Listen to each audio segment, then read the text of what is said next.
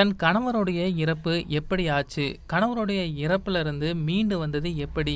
கணவருடைய இறுதி சடங்க இவங்க தான் பண்ணணும் அப்படின்னு சொல்லி நெறைய பேர் வந்து கேட்டுட்டு இருந்தாங்க இல்லையா? இவங்க எல்லாத்துக்குமே பதில் குடுத்த அளவுல மீனா வந்து இப்போ ஒரு இன்டர்வியூ வந்து குடுத்துருக்காங்க. கணவருடைய இறப்பிலிருந்து நீங்க முழுவதுமா மீண்டு வந்துட்டீங்க அப்படிங்கிறது, நீங்க போடுற சமூக வலைதள போஸ்ட் மூலமா தான் நாங்க தெரிஞ்சுக்கிறோம். இது எப்படி சாத்தியமாச்சு? அப்படிங்கிற மாரி ஃபர்ஸ்ட்டு கேள்வி வந்து கேட்டிருந்தாங்க. அதுக்கு மீனா வந்து, "நான் வந்து ஒரு நல்ல நடிகை அப்படிங்கிறத நீங்க மறந்துட்டீங்க. இத நான் வந்து எதிர்பார்க்கவே இல்ல. எது நடக்கக்கூடாதுன்னு நெனச்சேனோ, அது வந்து நடந்துருச்சு.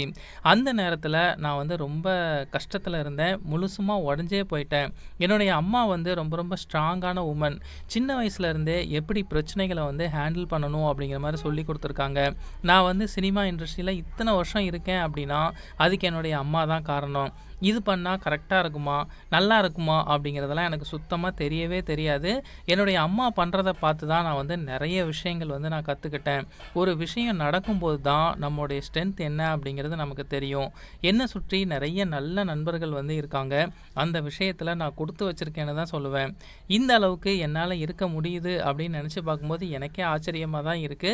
என்னுடைய அம்மாவும், நண்பர்கள் தான் இதுக்கு முழுக்க முழுக்க காரணம் அப்படிங்கிற விஷயத்த சொல்லியிருந்தாங்க.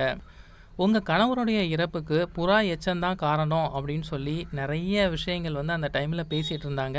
இது வந்து உண்மையா? உண்மையா என்ன நடந்துச்சு? அப்படின்னு சொல்லி கேட்கும்போது, அவரு வந்து பெங்களூர்ல தங்கியிருந்த வீட்டுக்கு பக்கத்துல நெறைய புறாக்கள்லாம் இருந்துச்சு. அதோட எச்சத்திலிருந்து வரக்கூடிய காற்ற சுவாசிக்கும்போது தான் அவருக்கு உடல்ல சில பிரச்சனைகள் வந்து ஏற்பட்டுச்சு. ஆனா அதோட சிம்ப்டம்ஸ் எதுவுமே எங்களுக்கு வந்து ஸ்டார்ட்டிங்ல தெரியல. லேட்டா தான் தெரிஞ்சது.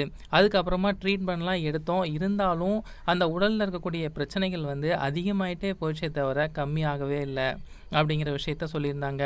கணவருடைய இறப்புக்கு பின்னாடி இவங்க தான் இந்த சடங்கு செய்யணும் அப்படின்னு சொல்லி அந்த டைம்ல நெறைய பேர் வந்து பேசிட்டு இருந்தாங்க. அத பத்தி சொல்லுங்க அப்படின்னு கேட்கும்போது, கணவர் இறந்த அந்த நேரத்தில நான் வந்து உடைஞ்சு போயிருந்தேன். என்ன சுற்றி என்ன நடக்குது?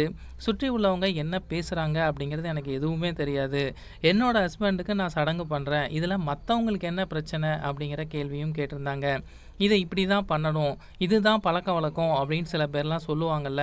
அத பத்தி என்ன சொல்றீங்கன்னு கேட்கும்போது, நீங்க மத்தவங்களுக்கு தப்பு செய்யாம, மத்தவங்க மனச காயப்படுத்தாம, உங்களுக்கு என்ன தோணுதோ அத நீங்க தாராளமா செய்யலாம். அதத்தான் நானும் செஞ்சுட்டு இருக்கேன் அப்படிங்கிற ஒரு விஷயத்த வந்து சொல்லியிருந்தாங்க.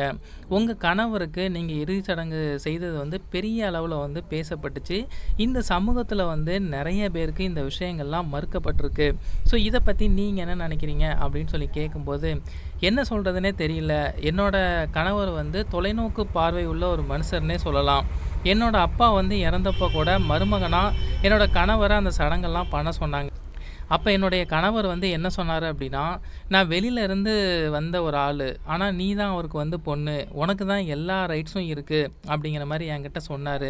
ஸோ இந்த மாரி நெறைய விஷயங்கள்ல அவர் வந்து என்கரேஜ் பண்ணிக்கிட்டே இருப்பாரு. இவங்க இப்படி தான் பண்ணணும் அப்படிங்கிறதெல்லாம் எதுவுமே கிடையாது. எல்லாருமே ஹியூமன் பீயிங்ஸ் தான். எல்லாத்துக்குமே சம உரிமை இருக்குன்னு நெனச்ச ஒரு பெர்சன் வந்து என்னுடைய கணவர். அதனால தான் எனக்கு வந்து இறுதி சடங்கு பண்ணது பெருசாவே தெரியல அப்படிங்கிற விஷயத்த சொல்லியிருந்தாங்க. எல்லாருமே ஈக்குவல்ஸ் அப்படின்னு வாயில பேசுறது வேஸ்ட்டு. அத செஞ்சு காமிக்கணும் அப்படிங்கிற ஒரு பஞ்ச் டயலாக்கோட கடைசி வந்து முடிச்சிருந்தாங்க. ஸோ மீனா வந்து நெறைய விஷயங்கள் ஷேர் பண்ணியிருந்தாங்க.